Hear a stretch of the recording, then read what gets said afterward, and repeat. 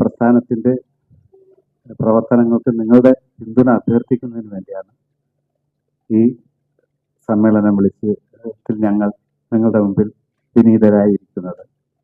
എൻ്റെ കൂടെ വന്നിരിക്കുന്നവരുണ്ട്.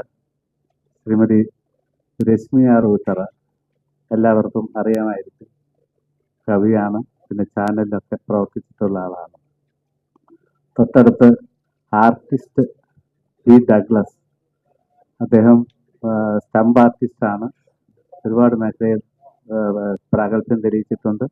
Disability sector കൂടി അദ്ദേഹം കൺസേൺ ആയിട്ട് എടുത്തിട്ടുണ്ട്. ഇത് എഴുത്തുകാരിയായിട്ടുള്ള ശ്രീമതി സുജാത അരളാത്ത്. ഇനി ഒരു ആളുണ്ട് അപ്പുറത്ത്, പീറ്റർ ഇരിപ്പുണ്ട്. 2 ഫോട്ടോ എടുക്കാൻ ഇരിക്കുകയാണ്. പീറ്റർ ഇങ്ങോട്ട് വന്നിരുന്നാൽ കൊള്ളാം. അതെ, ഇവിടെ ബഹുമാനപ്പെട്ട മാധ്യമ പ്രവർത്തകരുടെ പിന്തുണയും സഹായവും സ്നേഹവും കിട്ടുന്നതിന് വേണ്ടി ഞങ്ങളുടെ പ്രവർത്തനങ്ങളെ പൊതുസമൂഹത്തിൽ എത്തിക്കുന്നതിന് ഞങ്ങൾക്കല്ല നിങ്ങൾക്കേ കഴിവുള്ളൂ എന്ന് തിരിച്ചറിയുന്നതിൻ്റെ അടിസ്ഥാനത്തിലാണ് ഇത്തരമൊരു സംരംഭത്തിന് വന്നിരിക്കുന്നത്. ഈ വരുന്ന സെപ്റ്റംബർ 28-ാം തീയതി ഡിസേബിളേഴ്സ് സ്റ്റേറ്റ് കോൺഫറൻസ് 24 എന്ന് പറഞ്ഞത് സംസ്ഥാന പരിപാടി സംഘടിപ്പിച്ചിട്ടുണ്ട്. അത് കേരളത്തിൻ്റെ എല്ലാ ഭാഗത്തു നിന്നുള്ള ആളുകൾ വരുന്നുണ്ട്. അതുപോലെ തന്നെ കേരളത്തിന് പുറത്തു നിന്നും വരുന്നുണ്ട്. പഞ്ചാബിൽ നിന്ന് വരുന്നുണ്ട്, ന്യൂഡൽഹിയിൽ നിന്ന് വരുന്നുണ്ട്, അതുപോലെ ആന്ധ്രാപ്രദേശിൽ നിന്ന് വരുന്നുണ്ട്, ലക്ഷദ്വീപിൽ നിന്ന് വരുന്നുണ്ട്, മഹാരാഷ്ട്രയിൽ നിന്ന് വരുന്നുണ്ട്. കേരളത്തിന്റെ എല്ലാ ഭാഗത്തു നിന്നും വരുന്ന ഡിസേബിളേഴ്സ് സ്റ്റേറ്റ് കോൺഫറൻസ്, ആ പദം ഒന്ന് വിവച്ഛേദിക്കാൻ എനിക്ക് താല്പര്യമുണ്ട്.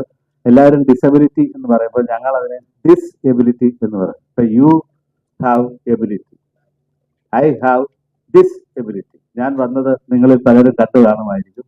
അതാണ്. അപ്പൊ ഇതിനെ ഒരു പോസിറ്റീവ് ട്രാക്ക് ഇട്ട് അത് പൊതുസമൂഹത്തിൽ എത്തിക്കുന്നതിന് വേണ്ടിയുള്ള പരിശ്രമങ്ങളാണ് നടത്തിക്കൊണ്ടിരിക്കുന്നത്. അപ്പോൾ ആ കഴിവുകളെ കൂട്ടിയോജിപ്പിക്കാനും കോർഡിനേറ്റ് ചെയ്യാനും നിരവധിയായിട്ടുള്ള പ്രവർത്തനങ്ങൾ നടക്കുന്നു. അതിന്റെ ഭാഗമായിട്ടാണ്, അങ്ങനെയുള്ള എല്ലാവരും ഒരുമിച്ച് വരുന്ന ഒരു സംഗമമായിട്ടാണ് നമ്മളിവിടെ ഈ ഡിസേബിളേഴ്സ് സ്റ്റേറ്റ് കോൺഫറൻസ് 24 കേരള ഗാന്ധി സ്മാരക നിധിയിൽ വെച്ചാണ് പരിപാടി നടക്കുന്നത്. ഈ പരിപാടി ഉദ്ഘാടനം ചെയ്യുന്നത് നമ്മുടെ ബഹുമാനപ്പെട്ട റിട്ടയർഡ് ഹൈക്കോടതി ജസ്റ്റിസ് MR ഹരിഹരൻ നായർ സാറാണ് ഉദ്ഘാടനം ചെയ്യുന്നത്. അതിന്റെ അധ്യക്ഷനായിട്ട് പ്രൊഫസർ ഡോക്ടർ N രാധാകൃഷ്ണൻ ഉണ്ടാവും. പിന്നെ ആത്മീയ മേഖലയിൽ നിന്ന് major archbishop doctor Robinson David Luther, Sadguru Anil Anantha Chaitanya, doctor VP Suhaib Maulavi എന്നിവർ അനുഗ്രഹ പ്രഭാഷണത്തിനായി ഞങ്ങളോടൊപ്പം ഉണ്ടാകും എന്ന് അറിയിച്ചിട്ടുണ്ട്. അവർ വരുന്നതായിരിക്കും. അതിൽ പ്രധാനപ്പെട്ട നമ്മുടെ ഇപ്പോഴത്തെ ഭിന്നശേഷി കമ്മീഷണർ ഡോക്ടർ TP ബാബുരാജ്, മുൻ കമ്മീഷണർ SH പഞ്ചാബകേശൻ, ഭിന്നശേഷി കോർപ്പറേഷന്റെ MD അഡ്വക്കേറ്റ് ജയാഡാളി MP, അഗതികളുടെ അമ്മ എന്ന് ലോകം മുഴുവൻ അറിയുന്ന ലോകപ്രശസ്ത അവാർഡുകൾ നേടിയിട്ടുള്ള സിസ്റ്റർ ലൂസി കുര്യൻ മഹാരാഷ്ട്ര, സർവോദയ മണ്ഡലത്തിന്റെ സംസ്ഥാന president T Balakrishnan, nature life international chairman doctor Jacob Vadakkanchery, Kalayapuram Jose എന്നിവർ ആ ഉദ്ഘാടന സമ്മേളനത്തിൽ പ്രസംഗിക്കുന്നതാണ്. അത് ഒരു ഉദ്ഘാടന സമ്മേളനമായി നടക്കുന്നതിനോടൊപ്പം അടുത്തത് 2ാം ഭാരത പര്യടനം എന്നൊരു പരിപാടി നമ്മൾ ആസൂത്രണം ചെയ്യണം. ഭാരത പര്യടനം എന്ന് പറയുന്നത് RPWD ആക്ട് 2016 പാസ്സാകുന്നതിന് മുമ്പ് അത് പാസ്സാക്കണം. അതുപോലെ തന്നെ അംഗപരിമിതർക്ക് സംവരണം നൽകണമെന്നുള്ള, പഞ്ചായത്ത് മുതൽ പാർലമെന്റ് വരെ സംവരണം നൽകണം എന്ന് പറഞ്ഞുകൊണ്ടുള്ള 36 അംഗപരിമിതർ നമ്മുടെ ഈ കന്യാകുമാരിയിൽ നിന്ന് വാഗാ ബോർഡറിൽ സൈനികന്മാരുടെ അഭിവാദ്യം ശേഖരിച്ച് എത്തുന്ന 15 ദിവസം നീണ്ടുന്ന ഒരു യാത്രയാണ്. അത് 2ാം ഭാരത പര്യടനം ഇവിടെ ചർച്ച ചെയ്യാൻ വേണ്ടി ശ്രീ ടോമി അഗസ്റ്റിനും റഹ്മാൻ മുണ്ടോടനും വരുന്നതാണ്.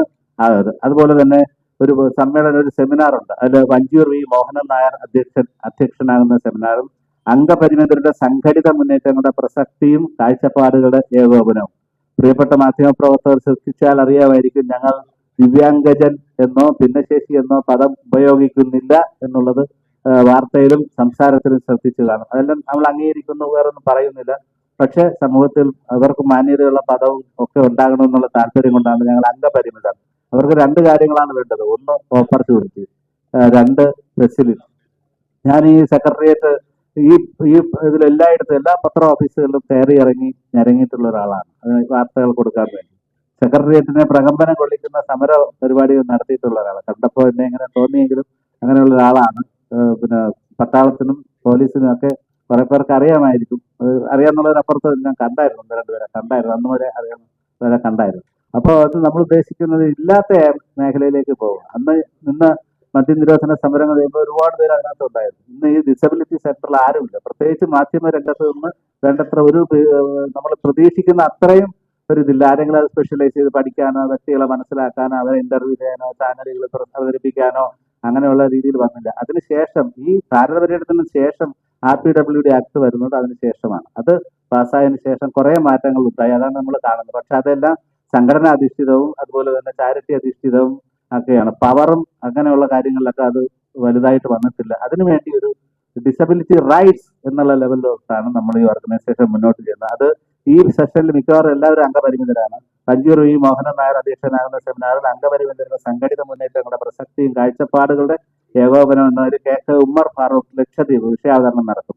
Advocate Parashuvekkal Mohanan, doctor Malayankiri V Preman Guinness, G Girish Kumar Thenmala ഗ്രാമപഞ്ചായത്ത് അംഗം, ഭാരത പര്യടനത്തിൽ അംഗമായിരുന്നു, വിജു TK, ഹാരിസ് M, മുഹസിൻ വണ്ടൂർ എന്നിവർ പേപ്പറുകൾ അവതരിപ്പിക്കുകയും യത്ലപ്പള്ളി മാധുരി ആന്ധ്രാപ്രദേശ്, ഹീരാ ബീഗം മുല്ലെ പൂനെ എന്നിവർ ഒബ്സർവർമാരായിട്ടും വരും.